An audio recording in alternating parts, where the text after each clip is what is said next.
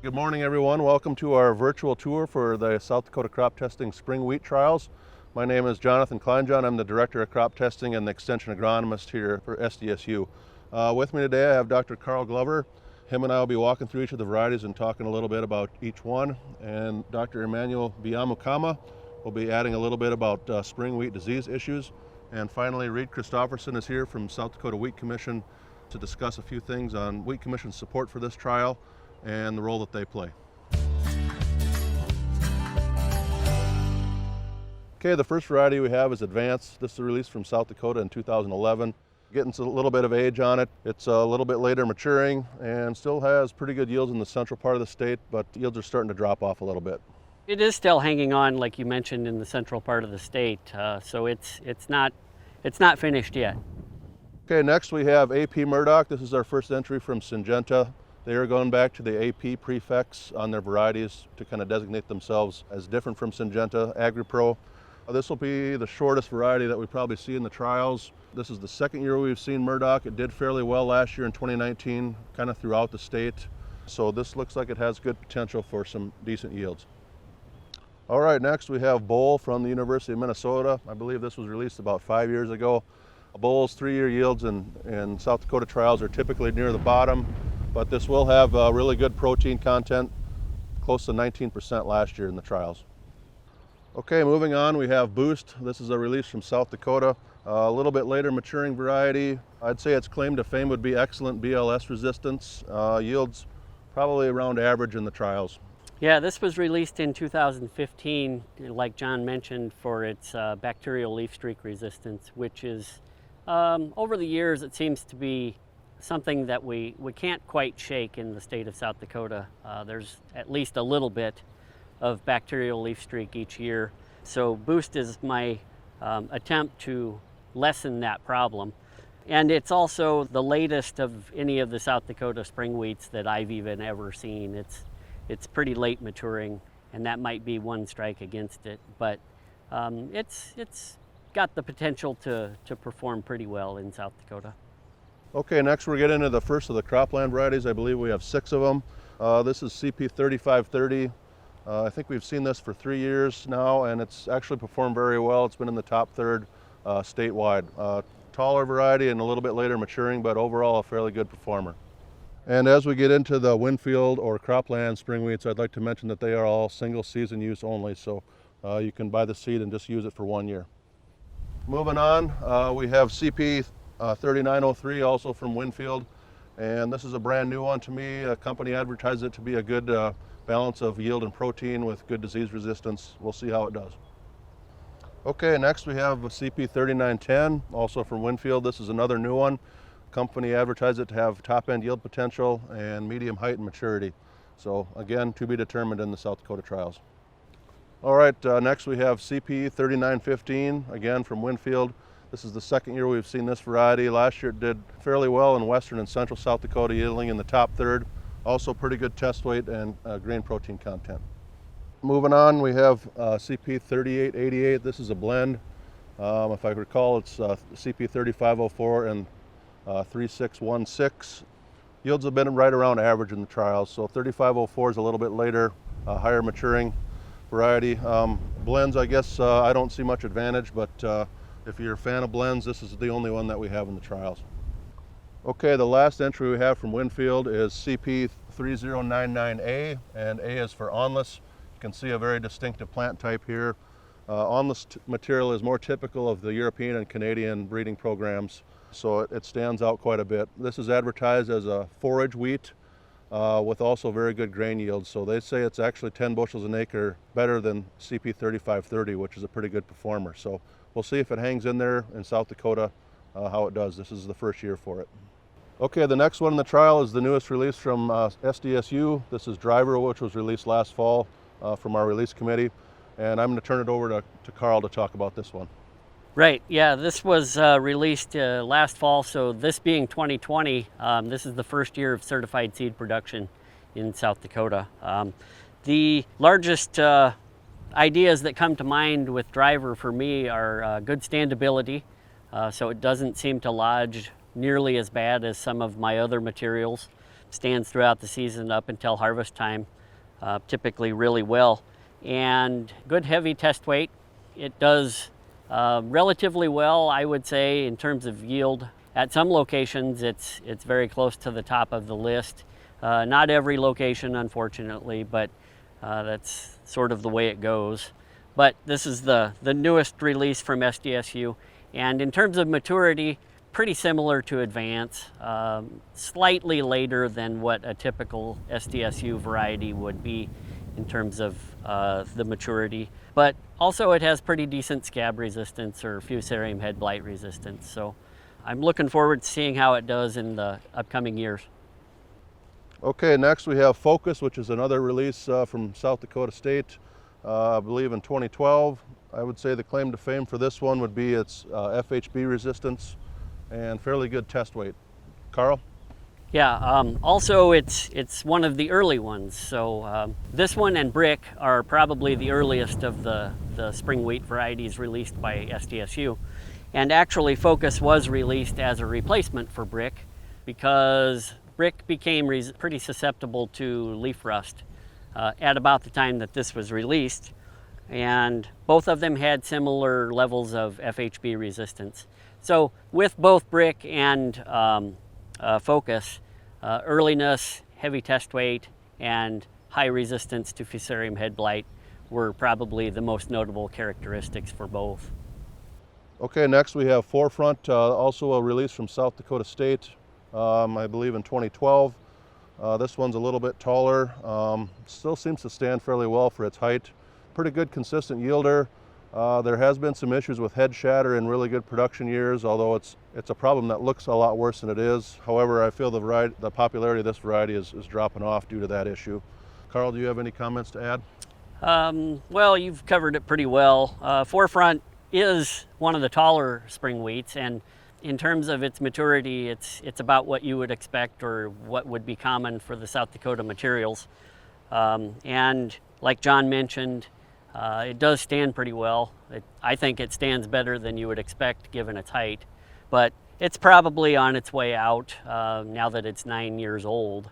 I still like it and still work with it, but I see how maybe others might not like it when shattering becomes a problem. Okay, next we have Lang MN from the University of Minnesota. I believe this is about the 4th or 5th year we've seen this one. Lang's a nice looking wheat, however yields in my trials have only been right around average at best, maybe slightly above average. Good combination of yield and protein. And usually standability. All right, moving on, we have our first entry from Lima Grain. This is LCS Cannon. This is the 3rd year we've seen Cannon. It's performed fairly well over the last 2 years, especially in central and western South Dakota where it's made the top 3rd. A little bit shorter statured wheat with good test weight. All right, next we have LCS Buster. This is actually being tested as experimental name LNR 2076, I believe. This is a brand new one. I don't think it's going to be available to producers for a year or two yet. It was named Buster because of its potential for bin busting yields. That's what the company rep told me. So I wonder if it's going to be kind of similar to LCS Trigger, which we're going to talk about just down the road here. But I guess yields will be to be determined in South Dakota. Moving on with the Lima Grain material, we have LCS Rebel. This one seems to be better adapted to the west and then central and then east. It just performs better the further west you go, it seems like. It does fairly well in the western part of South Dakota. Okay, the final entry we have from Lima Grain is LCS Trigger. This one's getting to be a fairly common variety in South Dakota. This was released primarily for its high grain production, and this thing will put out starch or grain like nothing we've ever seen. It has the best overall 3-year yield average in eastern and central South Dakota and 5th best in western South Dakota. However, you do need to be cautious. It will have a pretty low grain protein content, so if that's a concern for you, this might be one to shy away from, or you need to manage for it. Moving on, we have our first entry from, well, I guess I shouldn't say our first entry, but we're getting into a group of here from University of Minnesota. This is MN Torgi. This was released last fall. We saw it as MN 14105-7 last year, and it performed fairly well in the central and eastern parts of South Dakota. They say it's got good BLS resistance and good scab resistance, and also a short statured, probably good standing variety. All right, next we have M.N. Washburn, also from the University of Minnesota, another short statured variety with good lodging resistance. This one we've seen for 2 years now. I believe this is the third year. Seems to show the most promise in western South Dakota, ironically. You'd think a Minnesota material would be more adapted for the east, but it just is about average in eastern and central South Dakota and seems to do the best out west. All right, Barracuda is the first one we have from Meridian Seed. This one is short statured, relatively medium maturity, and it seems to perform best in western South Dakota.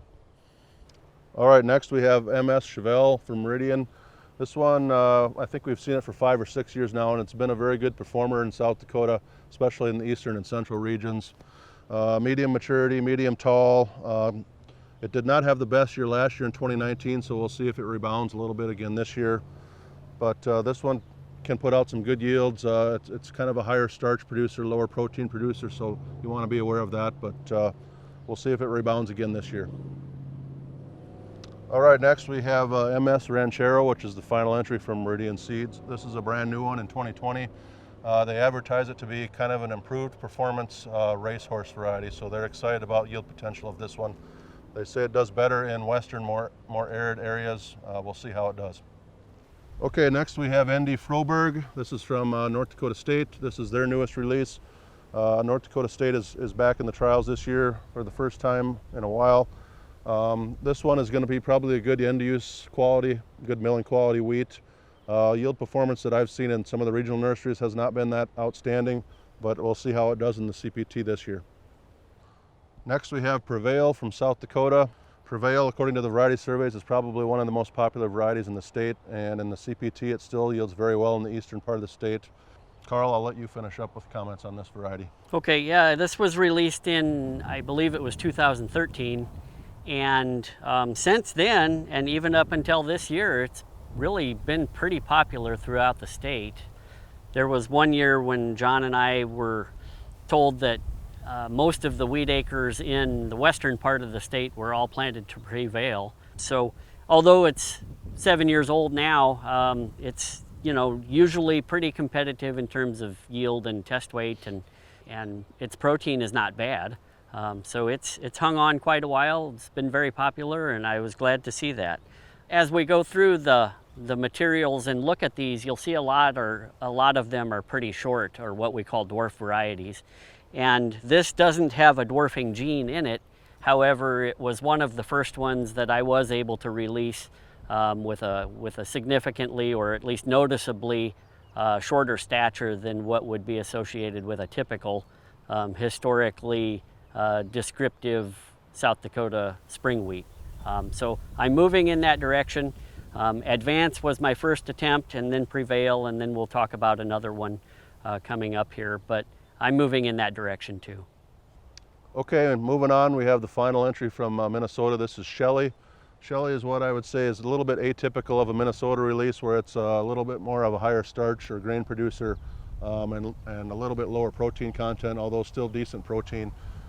This one I think is yielded in the top third in the central part of the state, but performance hasn't been that great in the east, maybe around average or slightly above average. Okay, moving on, we have Surpass, which is the final release from South Dakota in the trial. Surpass is early maturing, yields very well throughout the state. In fact, I would argue that this probably has the best yield potential of any of the South Dakota releases. I guess Karl and I could discuss that, but it's overall been a very good quality spring wheat. And this was also released in 2015 at the same time that Boost was released. I mentioned Boost is the latest of the South Dakota materials, and Surpass is right in there at about the average in terms of maturity. John's right, it does yield pretty well. Sometimes I've seen it have a few problems with lodging or straw strength. And then when I spoke about Prevail, I talked about how I'm moving in the direction of shortening the varieties. This is my third attempt at doing so.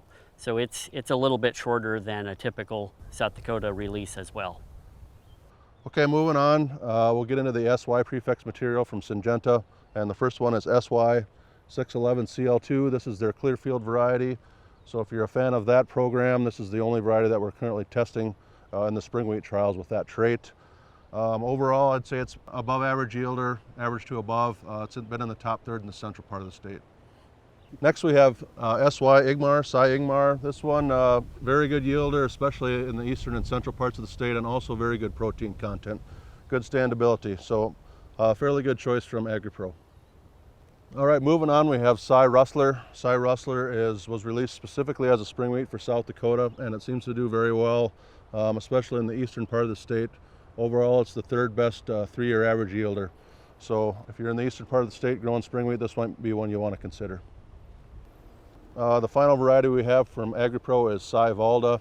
Cy Valda is a very good yielder, contender for the top yielder in the trials throughout the state. So they advertise this as their yield warrior. The protein is a little bit on the lower side, but it's usually adequate. So this is also a good choice to plant. Okay, moving on, we're getting into the West bred material. The first one is WB 9479, and I should have noted this earlier, but all of the Winfield varieties are single season use only, and all of the West bred varieties are the same way. So you buy the seed and you can plant it once. You can't keep it and replant it again the next year. As far as I know, the only one from AgriPro that way is the 611 CL2, the herbicide tolerant run, but I would anticipate that the private companies will move more towards that model as we go down the road. So 9479, this will be the 4th year we've seen this, I believe, and it's yielded right around average, slightly above average throughout the state in the trials over the last 3 years with good grain protein content. Okay, next we have WB 9590. This is a short medium maturity variety. This one's yielded fairly well throughout the state. This will be the 3rd year that we've seen it, so the last 2 years it's made the top 3rd in the eastern and western testing regions. So it might be one to consider from Westbred. Okay, next we have a new one from Westbred, WB 9606.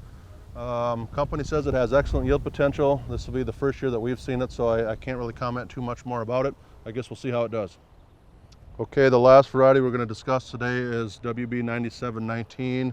This one has yielded fairly well throughout the state the last 3 years, close to the top statewide, eastern, central, and western. Also good protein content, so if I had to pick one from the Westbred lineup, this would probably be the one that I would recommend. Agronomically very similar to 9653, which was one we saw for a long time that was a very consistent variety from them. So this one would be a good choice. Hello everyone, my name again is Emmanuel Byamukama. I'm the extension plant pathologist at South Dakota State. And here in this CPT trial, we just wanted to remind you a few diseases we're seeing and how we can manage these diseases. So in this trial right now, it's a bit late in the season. You have normal color change on the leaves, so it may not be easy to see the diseases that have been developing, but we'll just address a few that are the major ones we've seen this year. So as far as leaf diseases go, we've seen a bit of the usual leaf spots like tan spot, but also this year we're seeing more of the stagnospora. And the way you tell tan spot from stagnospora is the lesion shape and the color. So tan spot forms really smaller lesions that have a yellow halo around the lesions on the lower leaves. And for stagnospora, this disease shows up a bit late in the season and has longer lesions, and they're also tan to brown in color. So leaf spots are always around, but in some years and on some varieties you may see a difference in the severity. So this here was kind of in between. We saw tan spot as usual develop on the lower leaves, but this year we're seeing a little bit of stagnospora being between moderate to severe on some varieties. One other leaf disease that we saw this year on a few lines that are susceptible is the stem rust. So stem rust can be found on susceptible varieties. Usually it's a late season disease, and this year we're finding it on just one line here in this CPT trial. It's not severe to impact yield, but it's one disease that we might see once in a while. We also saw some leaf rust disease on spring wheat varieties, but again this came in late. It's a disease that requires warmer temperatures and high humidity in order to cause disease. So these 4 diseases we've seen, so tan spot, the usual disease, stagnospora also pretty common, and then some stem rust and leaf rust on a few lines. Perhaps one disease that I would like to spend some time explaining to us is Fusarium head blight. So Fusarium head blight is really a serious disease in spring wheat as well as winter wheat.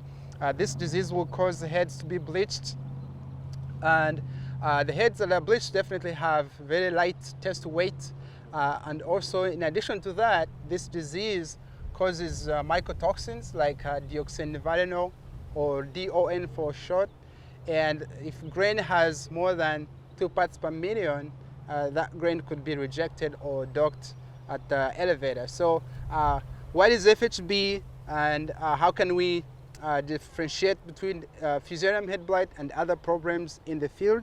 Especially now, before we harvest, it is important for producers to assess their fields to see if they have severe Fusarium head blight and things they can do in order to make sure that their grain is not contaminated or it doesn't have a lot of DON or the mycotoxin. So first of all, if you're scouting your wheat to see if you have Fusarium head blight, for the heads that have the disease, the peduncle or the supporting part of the stem to the heads is going to remain green, but the heads may be bleached. You may have a few spikelets bleached, or you may have the entire head bleached by this disease. However, Fusarium head blight can easily be confused with other things that we may see in the field. For example, here we have tillers that have been injured by the insect. The stem maggot can feed on these tillers, and the difference here, you see the leaves and the stems remain green, but the heads have been bleached and they are turning black because of the sooty mold. And usually when you put on these, they'll easily come out because of the injury caused by the insect damage. So this should not be confused with Fusarium head blight because it's not a disease but an insect injury. The other thing that may look like a disease is root rots. The root rots will cause all the tillers to be dead, as can be seen here, and of course the heads will also be bleached. And so sometimes this might be confused with Fusarium head blight, but if you see the entire tiller is dead, most likely that's because of root rot and not because of Fusarium head blight. So again, it's important for producers to do assessments of their fields before the wheat completely turns color. And so if you have high levels of Fusarium head blight, that is, if you go in the field and randomly grab 10 heads, and if 3 or more heads have Fusarium head blight, that grain is likely to have more levels of the mycotoxin. So in that case, then the fields that have high levels of Fusarium head blight can be harvested later, and that grain should not be mixed with the rest of the grain in order to make sure that our grain does not have high mycotoxins. So scouting fields, can help you make that decision whether you should combine all the grain or the fields that have high Fusarium head blight are separated so they are not contaminating the rest of the grain.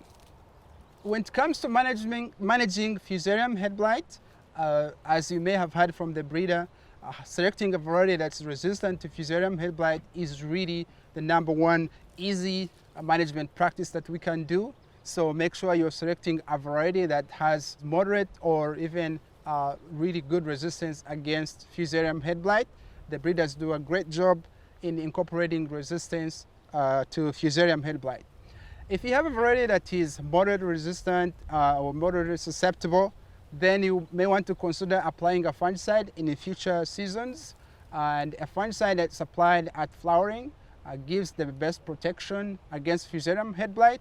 So timing is important, and also the choice of a fungicide you use to manage Fusarium is also important.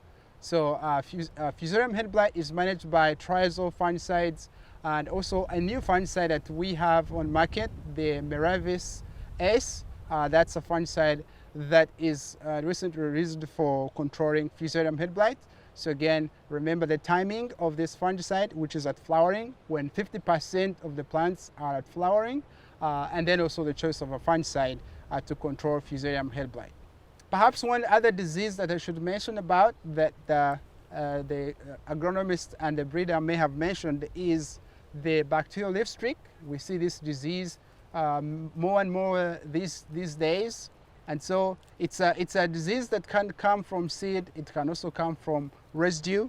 And the best tool we have to manage this bacterial disease is using resistant varieties. And the breeder recently released a variety called Boost. So that variety has good resistance to bacterial leaf streak. But this disease will come in and usually is more evident at flag leaf and at later stages of wheat growth. And usually it will cause longer streaks on the leaf that seem to be water soaked. And sometimes if a grower applies a fungicide and still sees leaves with these longer streaks on the leaf, that could be because of the bacterial leaf streak. It won't be controlled by fungicides, but by selecting varieties that have resistance to bacterial leaf streak. So that's all I have that I wanted you to be aware of, especially at this time in the year when we're about to harvest. So it is important for our producers to work their wheat fields before the wheat turns color, so they can assess for Fusarium head blight. Again, make those decisions how to harvest the grain, so we don't contaminate the grain from fields that didn't have a lot of Fusarium head blight. So Fusarium head blight is really one of those diseases that does affect the grain in terms of the test weight, but also in terms of the quality, where grain with a lot of dawn again can be rejected or docked at the elevator. So do assess your fields to have an idea if there was a lot of Fusarium head blight, and again make decisions either to increase the fan speed when combining so that the light seed that may have been bleached by the disease, those seeds are blown out,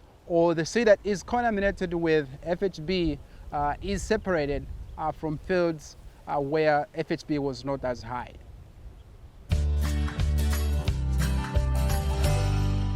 REID Christopherson, Executive Director of the South Dakota Wheat Commission, entering our 60th year in existence, founded by 1961 enabling legislation by the South Dakota Legislature. The Commission remains a proud partner in support of South Dakota State University and the research activities that take place. We focus upon certainly the hard red spring and hard red winter wheat varieties, but also certainly branch off into the pathology, the entomology, the agronomics, and then the looking at the end use application of wheat in a milling situation. We're proud to be a sponsor. Our funds come from the voluntary participation of South Dakota wheat producers, normally contributing nearly $750,000 of a year to South Dakota State University for the agronomic research, for purchases of equipment, both laboratory and field, and also for facility enhancement for greenhouse and seed technology buildings.